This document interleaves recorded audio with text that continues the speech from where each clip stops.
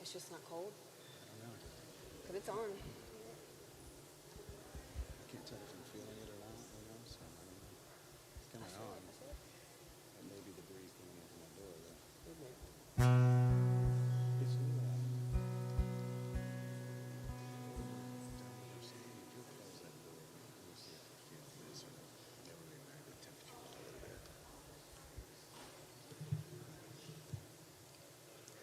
Good morning. Good morning. Welcome in, everyone. Everybody joining us online, we welcome you as well. Good morning, online family. I talked Carrie into singing with me today, so. He did. It was last minute, too. It's easier to get forgiveness than permission. So this is the last minute. Just pull it on you there.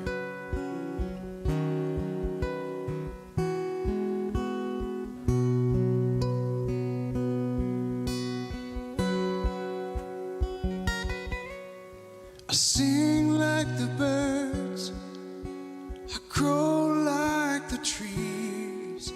I choose to live in love, I am joy, I am ease. I sing like the birds, I grow like the trees. I choose to live in love, I am joy.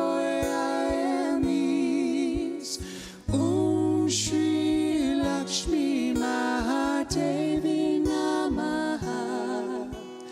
Om Shri Lakshmi Mahadevi Namaha.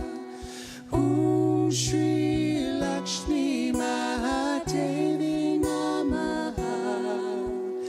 Om Shri Lakshmi Mahadevi Namaha. Choose no more fear, I choose no more shame.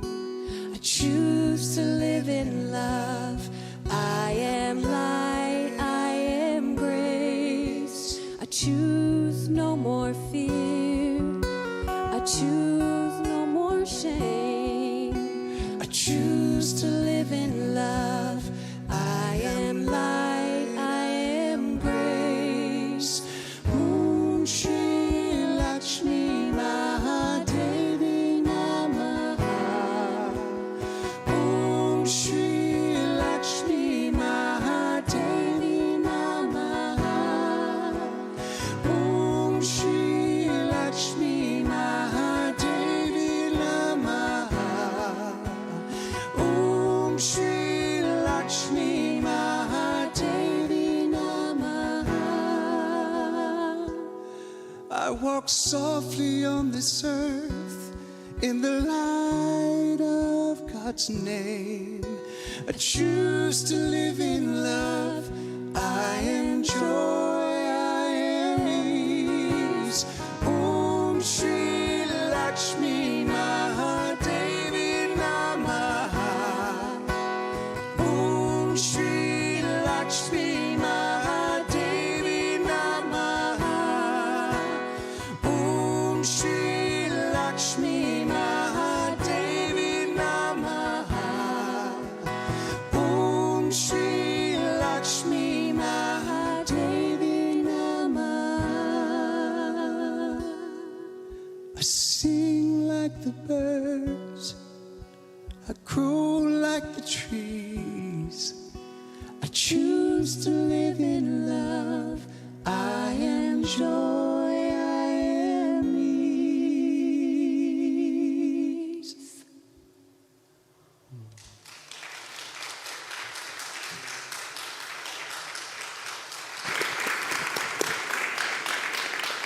Thank you, Reverend Carrie and Reverend John.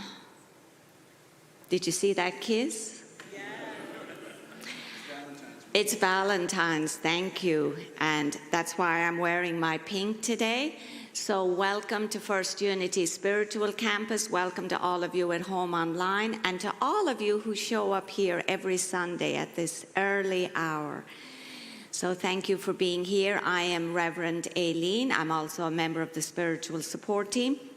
And I'd like to invite the spiritual support team who are feel comfortable to come up here and be recognized. Beside me, this is Chaplain Lily Lightbridge, this is Chaplain Merrill Eden, and Chaplain Barb Berger. And they are members of the spiritual support team who are available to pray with you, hold space with you. We still have our prayer box out the door here to the left. You can always pop your prayer request in, your telephone number, and one of the spiritual support team will follow up with you during the week. And thank you for serving and being with us today. And then the only thing I need to ask you to do is, if you haven't already done so, put your phone on silent, please. And I get to share the reading today with you as part of our sacred centering time. And anytime I get to do a reading, I'm going to pull something from the spiritual wisdom from the Celtic world. So I pulled a reading today from Onam Cara, which means soulmate in Gaelic. And in honor of Valentine's and love, some of us, including myself, might benefit from the wisdom of the Celtic tradition about love. So here goes. It's called The Wounded Gift. One of the great powers of love is balance. It helps us towards transfiguration. When two people come together, an ancient circle closes between them. They also come to each other not with empty hands, but with hands full of gifts for each other. Often, these are wounded gifts. This awakens the dimension of healing within love. When you really love someone, you shine the light of your soul on him or her. We know from nature that sunlight brings everything to growth. If you look at flowers early on a spring morning, they are all closed. When the light of the sun catches them, they trustingly open out and give themselves to the new light. When you love someone who is very hurt, one of the worst things you can do is to directly address the hurt and make an issue of it. A strange dynamic comes alive in the soul, in the spirit, if you make something into an issue. It becomes a habit and keeps recurring in a pattern. Frequently, it is better simply to acknowledge that there is a wound there, but then stay away from it. Every chance you get, shine the gentle light of the soul in on the wound. It is helpful to remember that there are ancient resources of renewal and refreshment in the circle of love that brings and holds you both together. The destiny of your love is never merely dependent on the fragile resources of your separate subjectivities. You can invoke the healing of the third force of light between you both. This can bring forgiveness, consolation, and healing in stony times. Two people who love each other should never feel called to explain to an outside party why they love each other or why it is that they belong together. The place where they belong is a secret place. Their souls know why they are together, and they should trust that togetherness.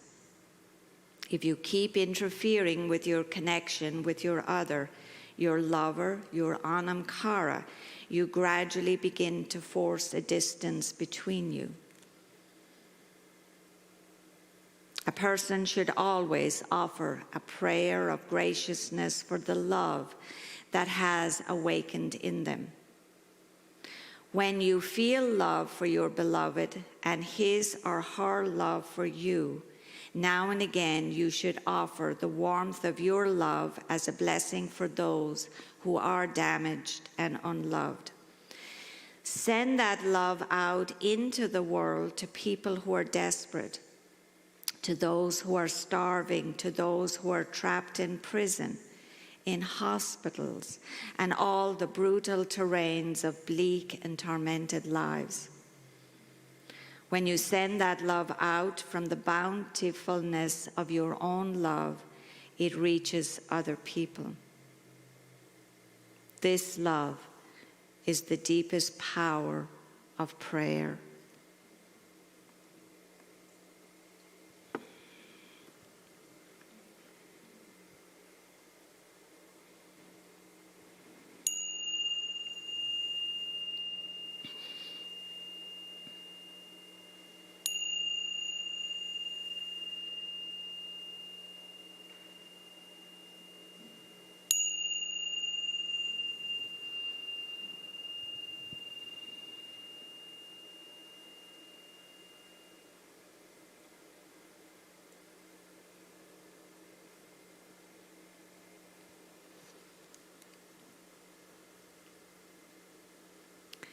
Think of someone you care about, someone you deeply love, and visualize now in this moment that you're holding them within your heart.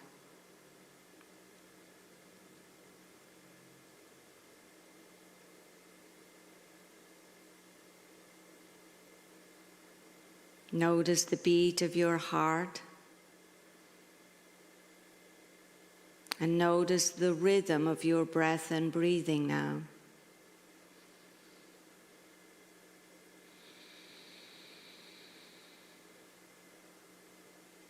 Inhaling through the nose and exhaling maybe through your nose or your mouth. But taking the feeling, the image of your beloved with you. On your next inhale breath, as you inhale and fill up, and then as you exhale, allowing a smile as you feel that love, that connection between you in your heart space.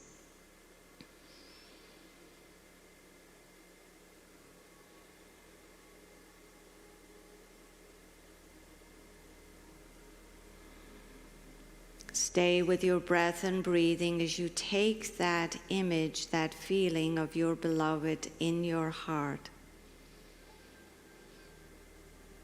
Maybe it's someone in spirit, maybe it's someone here in the physical world. Maybe it's one of your beloved four-legged pets. Maybe it's something else. Whatever this loving energy means to you, just stay with this feeling here in your heart and follow your breath and breathing.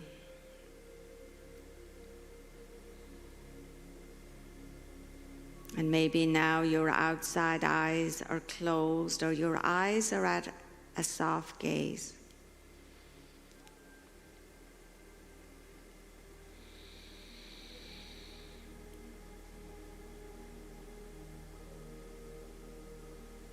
And can you now maybe quietly affirm in your heart space these words to your beloved?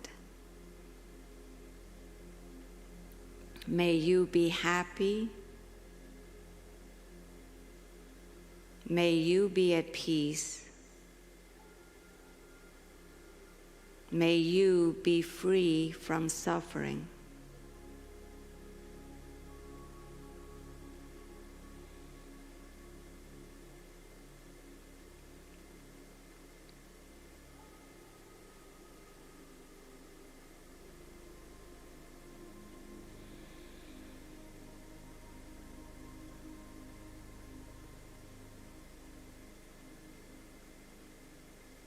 So now, can you do this for you?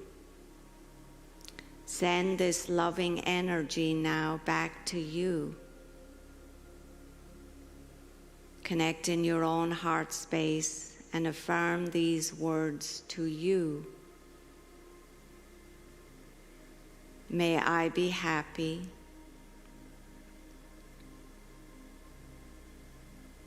May I be at peace.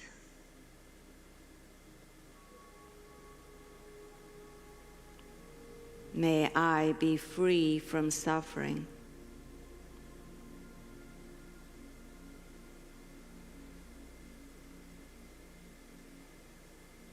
Stay connected with your breath and breathing.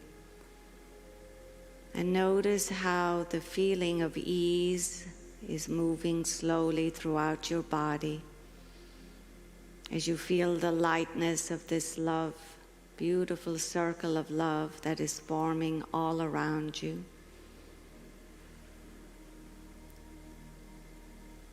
From this place, can you now invite, maybe to the edge of your circle, or invite into your circle someone that you know that is in deep pain or hurt? Maybe someone that you need to extend forgiveness, let go of grievances. And invite the situation, this person, whatever, into this circle.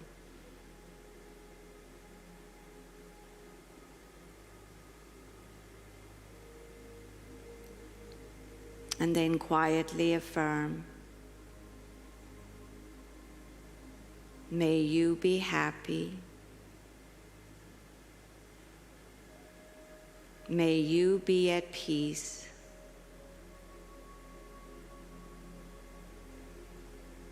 And may you be free from suffering.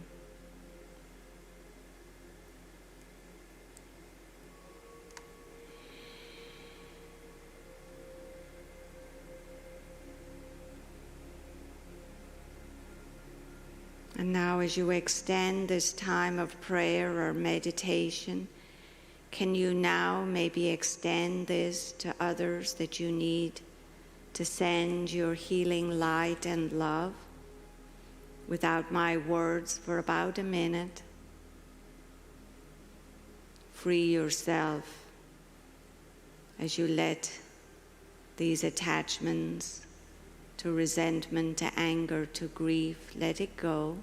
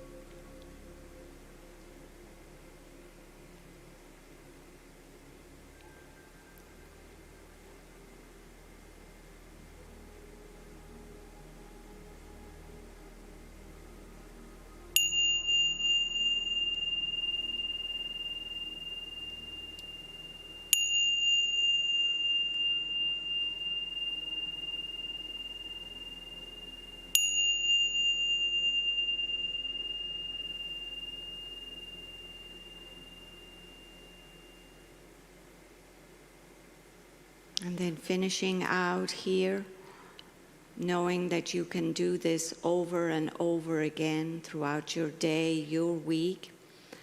Slowly now, as you begin to bring awareness back that you're in this space, this room, as you slowly maybe begin to wiggle your fingers, your toes, and returning yourself back. Take a moment to feel the lightness, maybe allowing a smile to come over your face. Slowly beginning to open up your eyes, maybe draw your hands over your body, regrounding and reconnecting here. And then taking a moment to bow the wisdom of the mind to the compassion of the heart as we close here together. And I'll end with all of that we've been practicing today in Sanskrit. Loka samasta sukhino bhavantu.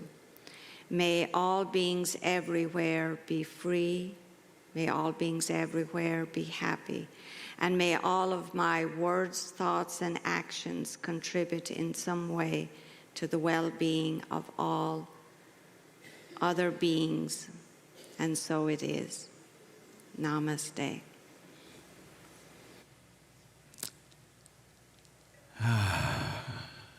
Once again, Reverend Aileen, thank you. That is one of my favorite meditations. Brings us back into the scope of the way things really, I was going to say should be, but the way things are in the natural flow. Love, love, love. Welcome, everyone.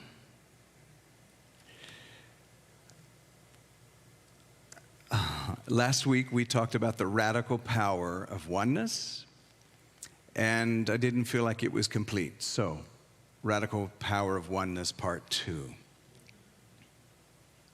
Because I do believe we're in a season right now where it's important for us to come together and not allow ourselves to be divided by the forces that actually need us to be divided. There are forces that need us to be sick, scared, and separate. And we refuse to be any of those, sick, scared, or separate. We recognize our oneness. Look at somebody close to you if you can, maybe lock eyes with them and just look at them and say, I am united with you in love, joy, and peace. Marianne Williamson said,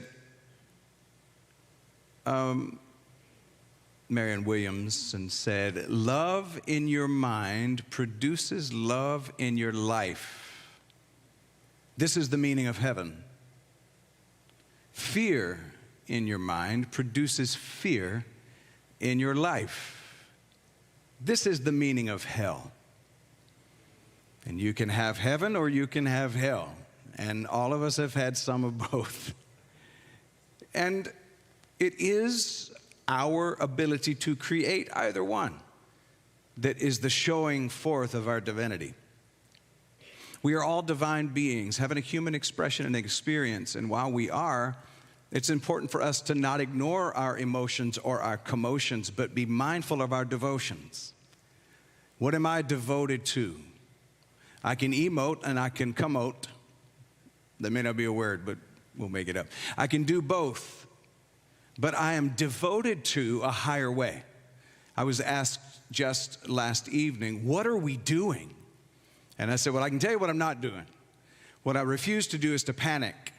I refuse to live in division and live in fear. I refuse to live in a state of constant anger, although anger is also not a bad emotion.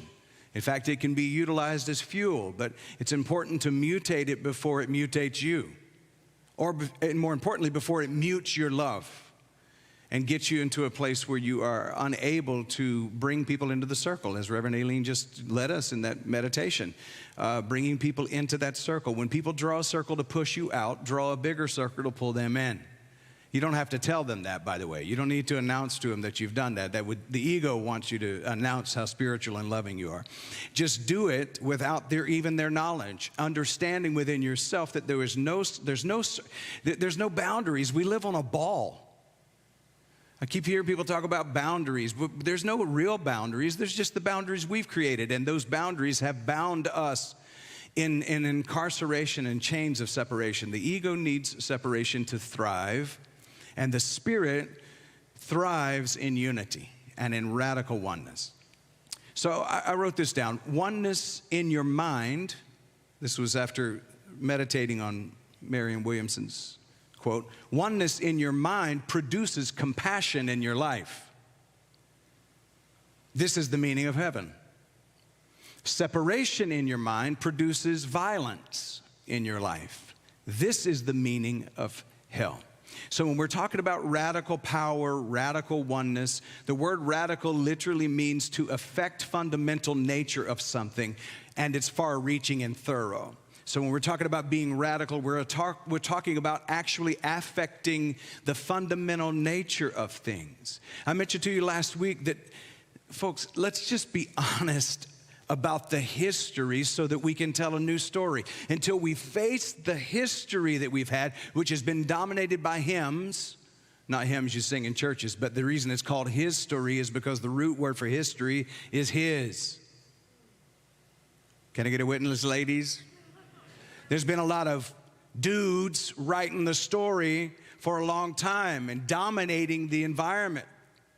And it's been led by masculinity, and now we see as much as ever fragile masculinity on display. I've got to name this and change that and call this so that I can be great. Well, there may be power, but there's not greatness. There's a difference between power and greatness. You can be given power with a title, but greatness is earned with the way you treat other human beings. So, radical the word actually means to change the fundamental or affect the fundamental nature of something. Power is the capacity or ability to directly influence the behavior of others or the course of events. And oneness creates a fundamental change in the nature of how we've been doing life, and it is far-reaching. I'm talking about creating a movement in this planet that is going to literally dismantle old systems and bring to life a new system. And some people think that this is political speech. I didn't get any really blowback from last week, but some people think this is political speech. But you need to understand, I'm not running for an office. This is me and you and us together standing as a prophetic voice in a time when the world needs to hear a different message than the same old, the same old environment that has helped to keep people bound for generations and millennia. It's held people down. Religion and government has held us back from being our true and authentic selves, and we've allowed it to happen, and the time has come for us to say, I won't allow this to happen in my life anymore. I choose to live from a higher standpoint. I choose to transcend what I'm seeing in the world and transform into the real me, the true, essential, original, divine person that I am. This is the power that we all have. And the oneness call is calling us to come together as a collective and create collective change, not just individual change. The church has been silent and or complicit long enough. And that includes New Thought churches, because we like to have our silos too. We want to get together in our New Thought churches in kumbaya and love and light. And we've been pretty much taught to not get involved or engage in the world in terms of social justice because we've been being told that is political. It is not political. What I'm talking about today is about humanity. It's about the earth. It's about a connection between the two. It's about the animals that are living on a planet that we've been destroying at our own convenience. This is spirituality. You might not think that it's spirituality, but it is spirituality. To resurrect within us an understanding that we're connected to the all. That is what oneness is. Now, you're not responsible for what anyone else does, but we are responsible as individuals and as a collective to be a resounding voice, a beckoning call, a voice of reason in a world that's not reasonable. I ask you this, and this is a rhetorical question. Do you think it's reasonable in the wealthiest country in the world for 140 million people, citizens of this country, to remain in poverty and lack and hungry? Do you think it is normal or natural that in a country where we have large buildings sitting empty, waiting for somebody to just make more money off of a piece of land and in a building, when we have massive buildings all over this country that are empty, and we still have veterans on the streets, we still have mothers and their children on the streets? There's something wrong when we're more concerned about our social media status, likes and loves, and whether TikTok is going to be banned or not, than we are about human beings who are literally starving to death this morning. There is something wrong when we have allowed that to be normalized in our society. And what are we going to do about it? Well, I mean, we could get angry and get hateful and throw stones at the people that are throwing stones at us, or we could choose to be the one who recognizes that the way the giant is slayed by realizing that the giant is not real. It's just a facsimile of a belief and an agreement that we've had. I no longer agree to the way the United States of America has been. I don't agree to it. I opt out. I'm free from it. I choose to be a world citizen. Don't get quiet all at once. Saint Valentine was considered the patron saint of love. You know why that is? Because the system of his time was clamping down on that particular group of people in that particular part of the world and saying that people could no longer get married for love. They must get married within their tribe, and they must get married to people who could further their status. And Saint Valentine snuck out through the night to give marriage and union and blessing on unions between men and women and women and women and men and men. I don't know for sure that was all happening, but between people who loved each other, he decided to be love, even in the dark. He decided to stand as resistance against a system that was unfair and unjust. And he became known as the patron saint of love. When I pass from this life, I hope I'll get known as the patron saint of love. But because love is my religion, and it is my choice. But love is not passive, and oneness is not passive. Oneness doesn't sit in the seats and say it's not really happening. I'm going to ignore it and deny it because it's not really happening. That is a seat of privilege. My white brothers and sisters, I know you feel like I'm picking on you on a regular basis, but just because you're not feeling racism doesn't mean that it is not an institutionalized thing in this country. It is a systemic issue in this country, and it has been for a long time. My straight brothers and sisters, whatever that means, because all of us are crooked in some way. We got crooks and things.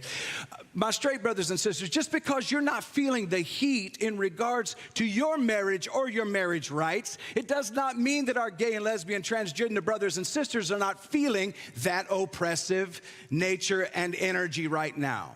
That's your seat of privilege, and the seat that you've sat in for so long that you didn't realize it was privileged because you may not even like the seat. Everybody all right? See, oneness will influence our behavior. It'll change the course of events because we will change how we show up. Out of that power will come forth real change. What we've been hearing from leaders for a long time, they've been talking about change, and that's all they're wanting to leave in their pockets is change. Anybody with me? This United States of America, it's time for us to change the world. It's time for us to shift this thing. There is something wrong with the way we've been doing it, and I'm not going to lay blame on one particular person. If you think I'm laying blame completely on Donald Trump, y'all misunderstand that I'm not here to stand against a personality. I'm here to stand for a higher way of being. I'm here to stand for something that is better, a greater, more equitable and equal and loving and compassionate society. I don't have time to waste on people who change names of bodies of water to make themselves feel better. I don't have time to stand and try to resist that, because that's just a lower vibration. If you get down there in that lower vibration, you're going to be swimming with some sharks you didn't realize you'd be swimming with. Rise above it. Fly above it. Recognize the power that you have. Become the real change. Spiritual awareness leads to systemic change. See, if we don't change the hearts of people, if people's hearts do not change, then they're never going to influence authority on the mind. Then the mind doesn't change, and when the mind doesn't change, their behavior doesn't change. This is a clarion call for us to go into the heart and recognize the radical power of oneness.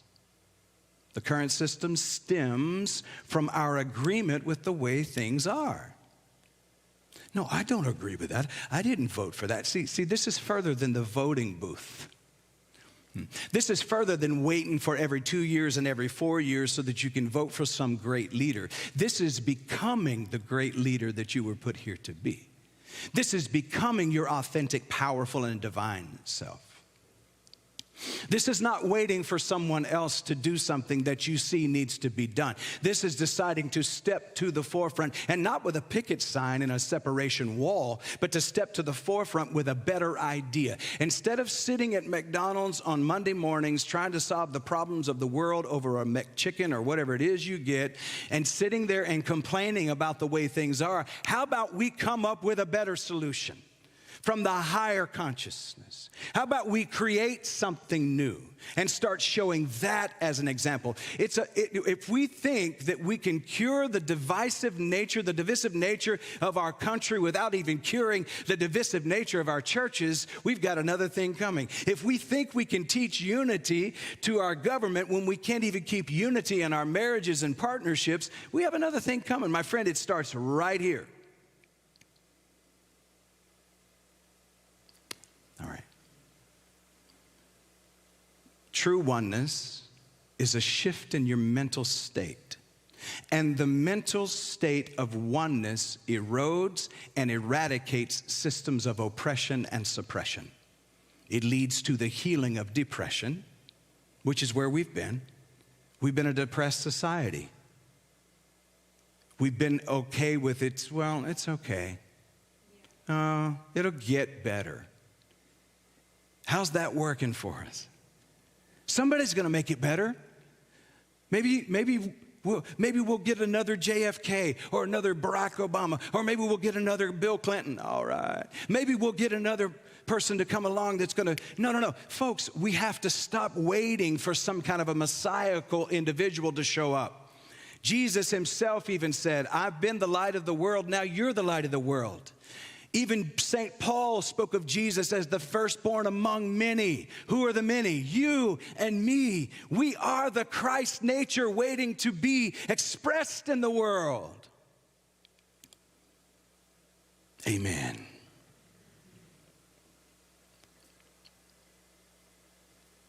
Folks, it's time for us to be cautious about any religious or spiritual movement that views the world as a battleground filled with enemies to fight, rather than a community of neighbors to love. It's time for us to be wary of those who seek to make the government a tool for divine punishment while ignoring its potential to be a wellspring of mercy, generosity, and compassion. The church is here, whether it's a New Thought church or it's a Christian church, the temples, synagogues, we're all here to stand in the gap and lift our voice right now more than ever and say we decide to be the change that we wish to see in the world. Yeah, but John, you don't understand. I've been in this fight for a long time. Who do you think you are to come and tell me this? So get out of the fight. Because being in the battlefield is, when I say get out of the fight, remove yourself from that battle mentality and move yourself toward a conqueror mentality. See, when you're in the fight, you think you have to be a fighter. But when you rise into your divine nature, you're no longer a fighter because you realize the war has already been won. And all of these little petty battles that have been created by human beings on this planet are not really real.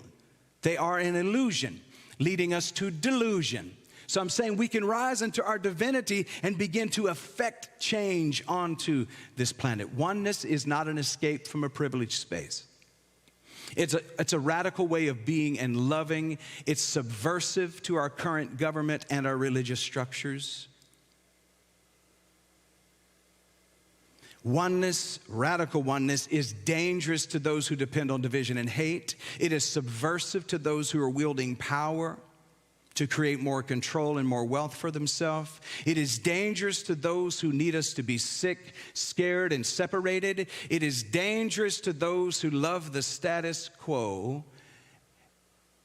And I refuse to believe the status quo is who we have to be.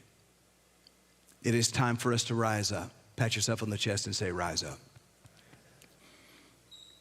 Radical oneness is revolutionary to the systems that are propped up by the illusion of separation. We refuse to be in a state of panic. We refuse to be in a state of sickness and dis-ease and fear. We choose to rise into our higher consciousness. From the White House to the church house, we need a complete dismantling and restructuring of how we're doing life, because people on this planet, including our animals, deserve a better existence. Mother Earth deserves time to heal, and we need to restructure this. We have to restructure the system before it completely destroys. Let me tell you something. The earth is not going away. She's going to continue to be here, but human beings may not be able to survive here if we continue to poison this planet the way we are. Not just with our conveniences, but with our attitudes and with our vibrational frequency that continues to bring negativity into the world. This is a clarion call to wake up. Somebody say, wake up, baby, wake up. And our work is not just personal, it's collective. It's all of us together. Our evolution is not just biological, but it's an expansion of our consciousness. It's truly living in what Charles and Myrtle Fillmore called the superhuman state. We've heard this listen, all of this is out. Quantum physics has told us that we are not victims of our environment, but that we're victorious by choosing our environment. Even science is telling us that we can metamorphosize the human being through how we see it. That you can change the structure of the molecular system of water by what you call it, what you speak to it. And you're 75% water. So when you are speaking down to yourself and you're speaking defeat to yourself, you're literally changing the molecular structure of the water within your body. You can shift it to a higher level. You can call yourself up higher. It's time for us to affirm and confirm the truth of who we are, instead of settling for less than the best. This is what radical oneness invites us into. I said last week that what radical oneness redefines diversity, identity, and individualism. That radical oneness destroys the ignorant and weak, fear-based view of God. That radical oneness transforms our purpose. And I say to you today, number one, radical oneness destroys systems of oppression. If we're going to have radical oneness, we're going to need to look for the systems of oppression, and wherever they are, see that they are dismantled. Because any group of people that gets oppressed by a system is operating under a system that is not led by the divine presence, by God. If all people and all beings in existence are expressions of the same divine consciousness, then any system that divides, exploits, or oppresses is fundamentally false. It is not true. So racism and sexism and classism and homophobia, all of those are forms of discrimination. And they do not come from a place of oneness. So wherever you hear it, know that that individual is operating at a lower vibrational frequency. All forms of discrimination are an illusion that leads to delusion, and therefore it is false. It is not truth. They're built on the lie of separation, because if they can keep us separate, they can keep us broke, busted, and disgusted, and not knowing who we're fighting with or what we're fighting for, when truly what it is, we're fighting with our own internal selves. But even the trees are wise enough to know that their branches should not fight amongst themselves. Follow nature, as Jesus said. Notice nature.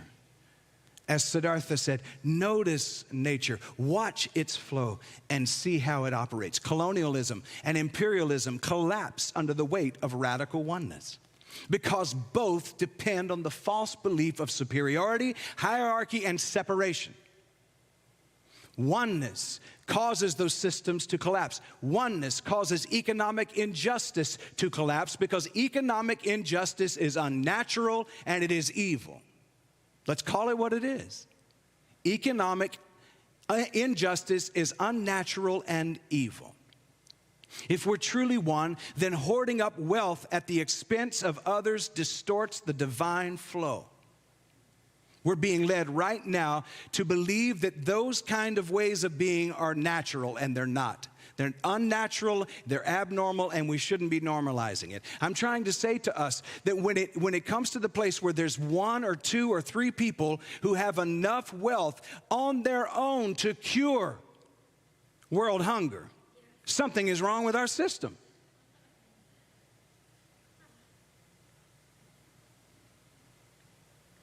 and the gross things that are going on behind the scenes that are funded by this kind of money, the darkness that transpires behind the scenes and is ignored for the most part by our government because they need their contributions to their candidacies. Oh, see, our government has been bought, it's been purchased for a long time. We've been an oligarchy for a long time. This starts to get uncomfortable, doesn't it? Because it starts to feel like, is this a political talk? No, we've been an oligarchy for a long time. We're just now seeing it on a higher scale than we've ever seen it. And this country was founded, built on ground soaked with the blood of the indigenous people of this land. And the bricks were laid by the hard work, the slave labor of African people who were brought here against their will, in chains, and treated like animals. Until we face our history, we don't even have the right to a new story. Well, I've heard this before, John, I've heard. But how many of us have allowed it to grip our heart enough to realize that we're not that far removed from the way things used to be? And in fact, our incarceration system is just a furtherance of the Jim Crow system. This is when it gets uncomfortable, doesn't it? Number two, oneness shifts power away from external authorities, and it brings us back to our true self. The divine consciousness is present in all beings, and if that's the case, then no one holds the monopoly to truth and to wisdom and to power. This directly challenges religious institutions that claim exclusivity and exclusive access to God. This also stands directly to challenge governments that rule through fear, hierarchy, and division. And furthermore, radical oneness, it dismantles and stands in stark contrast to the systems that benefit a few while exploiting the many.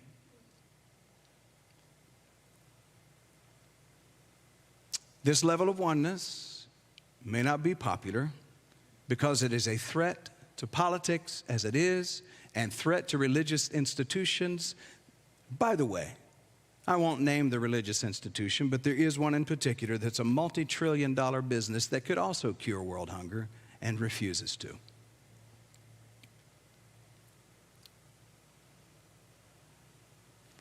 Every social revolutionary throughout time, including Jesus, Malcolm X, Dr. Martin Luther King Jr., Cesar Chavez, Gandhi, Harriet Tubman, they understood that to have dominion over your mind means taking your power back, and as a result of taking your power back, you become free from external forces. When you free the mind, you begin to free your life. A free mind is to be celebrated, but it is often not tolerated by the powers that are in place. And I say to that, so what? It's time for us to be able to stand against that intolerance and metamorphosize into our true, authentic selves. The game is off. Number three, oneness demands a radical and evolutionary approach to justice. If no one is separate, then no one is an enemy. No one. And this destroys that traditional justice system that is based on punishment, retribution, and exclusion. Did you know in the United States of America we have more people incarcerated in this country than any other democratic country in the world combined? In one country. We warehouse people, we don't rehabilitate people. And it's been an extension of the racist systemic arm.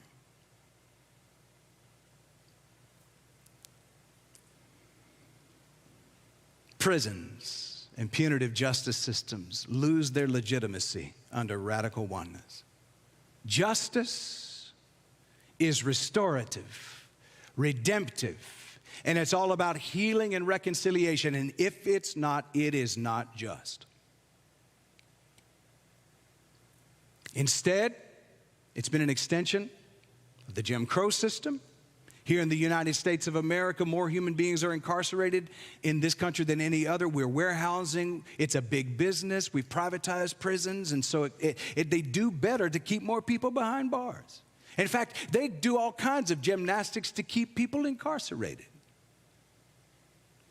That's why you see money filtrated toward the penitentiary rather than hospitals, rather than health care for all people. Rather than getting us healthy, they want to keep people incarcerated because it's cheaper labor. I'm talking to somebody up in here today. So under oneness, war becomes indefensible. You can't defend war. War is never good.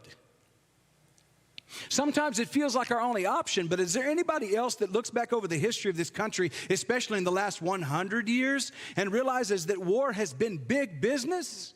And we've been creating wars in other countries that we have been taught to hate.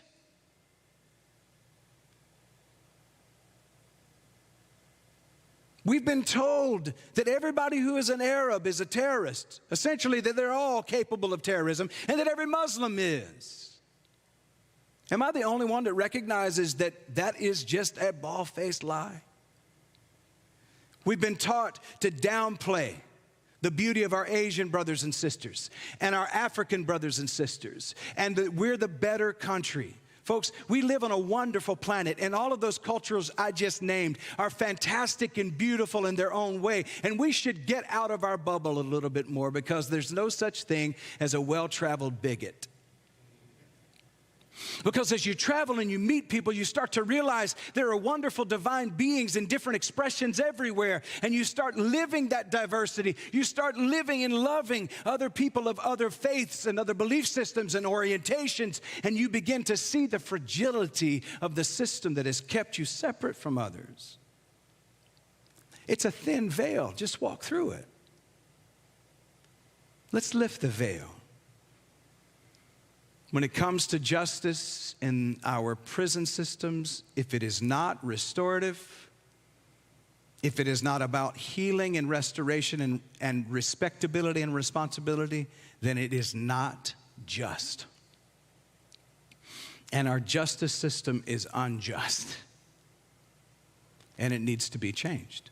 Well, John, how do we do all of this? By starting now with recognizing this, awakening, and then listen, because Spirit is lead. Folks, I believe, this is just me, I believe the reason this message is being declared right now, and this is coming forward to the forefront, I believe the reason it's happening is because now is the time for us to literally be a radical change agent in the world. Not just me, us collectively. You see, Jesus was here, and we still talk about Jesus. Is it time for us to get to the place where we stop talking about one personality and we collectively become the Christ? Can we hear the clarion call that's going forward to say collectively be the Christ? This is not the John Scott show. Just because I'm the dude sitting up here in the chair saying these words, it doesn't mean that I'm the one that's supposed to step out and all of a sudden do news conferences and become some kind of a thing. That's not, John Scott's not interested in that. John Scott's interested in how many of you will say, I hear the call, and I'll collect together to create a collective change in the world. Because this is not about one man or one woman. This is about us as a collective, choosing to hear this call. And just get in where you fit in, baby. Well, I don't know what to do. I don't either. Because this is new. This is fresh. It's about listening to the wisdom of the universe and following suit. I'm going to read these through because I need to finish up. New Thought's principle of oneness is not just a spiritual comfort. It is a radical, subversive, and transformative force. It demands that we, and here we are. We'll finish up part 2 today. I don't know what's going to happen after this week. We'll find out. Here's our marching orders, okay?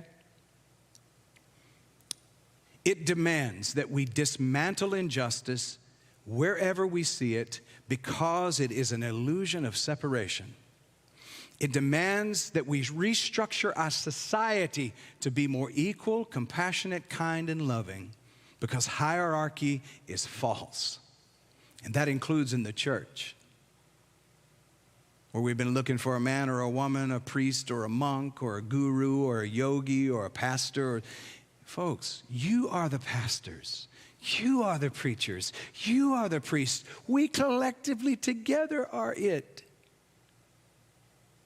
I'm just a mouthpiece. It demands that we transform our consciousness because true power is always within.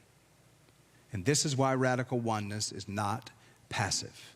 It is audacious, it is rebellious, and it is revolutionary, but it is not rebellious for rebellion's sake. It's rebellious because the system is incorrect. It's inaccurate. This is why radical oneness calls us to believe differently than what we have so that we can change the world. And not just believe differently, but live differently. The time for weak, actionless talk is over. Divine action is what's called for now more than ever. And we're being called to this: radical love, radical solidarity, fearless truth, compassionate action, and the creation of a new world built not on fear, but on love, joy, peace, and compassion. And all I have to say is the tools are already in the toolbox. Just open it up and get to using it. Because it's time for us to collectively, to stop repeating history, face it, and tell a new story. In fact, let's stop looking at history and let's start making her story and history collectively together. And that, my friends, is exactly why there are attempts to silence this message. That's why they don't want you to hear that you're powerful. But if we stand up and we stand together and we decide to create, we'll see the experience of a better world. And there's no power that can stop us if we will collect together. Because where 2 or 3 are gathered in my name, the Christ is present. You want the crisis to stop? Allow the Christ to rise within you. We are a generation that is spoken of by the prophets, called a holy nation, a peculiar people, a royal priesthood, set apart. We are the quaking. We are the shaking. We are the awakening. And we choose to live in the powerful of radical oneness because we are one. And so it is. And so it is.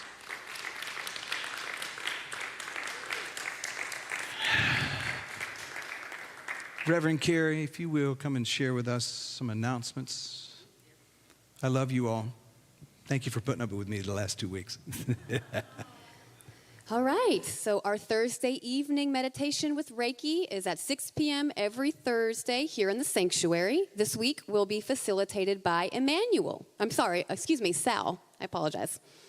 Text message campaign. So it's going to go live tomorrow. If you have already signed up, you're going to get a text tomorrow that says, "Welcome to First Unity text message alerts. Please opt in." It's an actual formal opt-in. If you have not signed up for it, I'll be in the lobby after service, and I'm happy to set that up for you. Midday Q&A with John and Carrie. This has been a lot of fun, y'all. We started this 2 weeks ago. It's every Thursday at noon on Facebook Live. We basically talk about a random question that's sent to us from the community. If you have a question you'd like for us to talk about, because you could always go back and watch it after the fact, you'll email your question to admin@firstunity.org. So the First Unity Voices are holding one more bake sale today. I know they're going to have another one. I'm not sure exactly when, but I will make sure Miss Iman has some baked goods for this service because it's going to be for following the after the celebration service. Spirit Expressing, our Spring Spirit Expressing, is going to be launching the second week of March. So we are still in host sign-up mode. If you would like to facilitate a group, it doesn't have to be at your home. You can pick a public meeting space and time. The sign-ups are in the lobby with Ronnie. Starting next week is when the congregants can sign up under a specific host.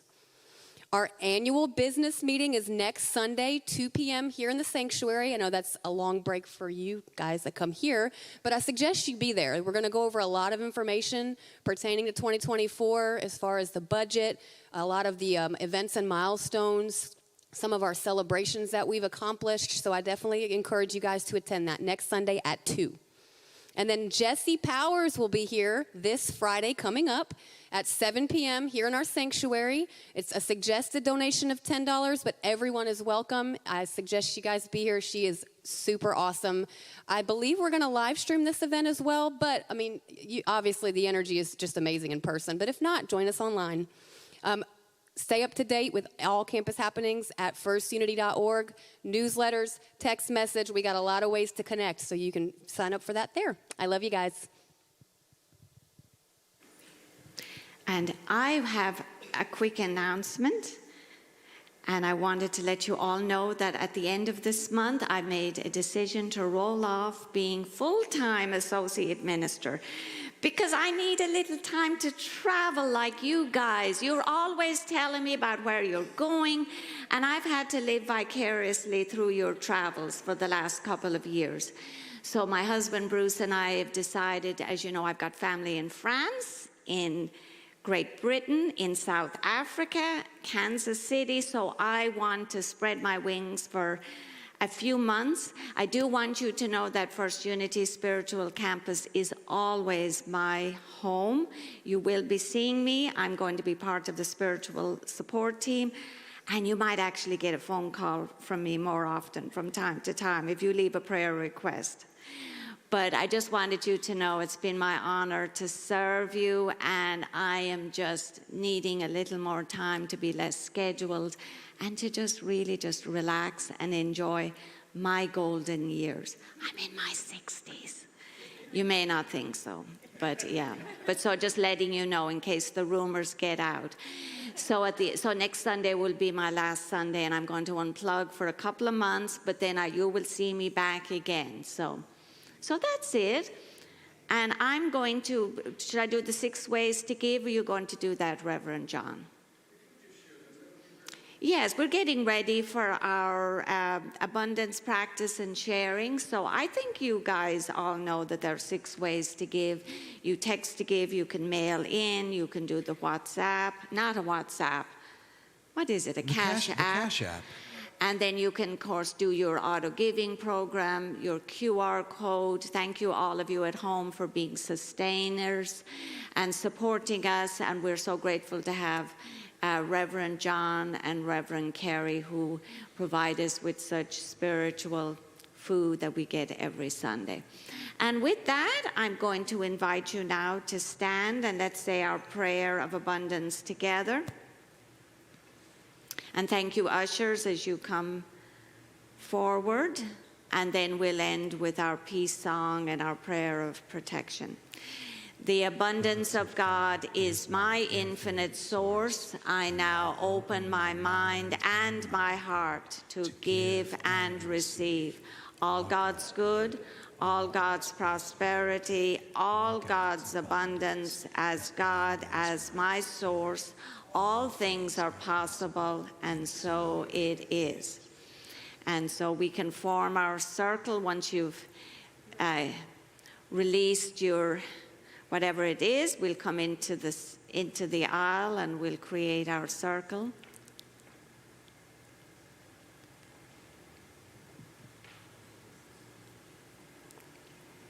And thank you to those who've joined us online today, and for you also being sustaining partners of this ministry. We're grateful for that. Thank you for your loving gifts and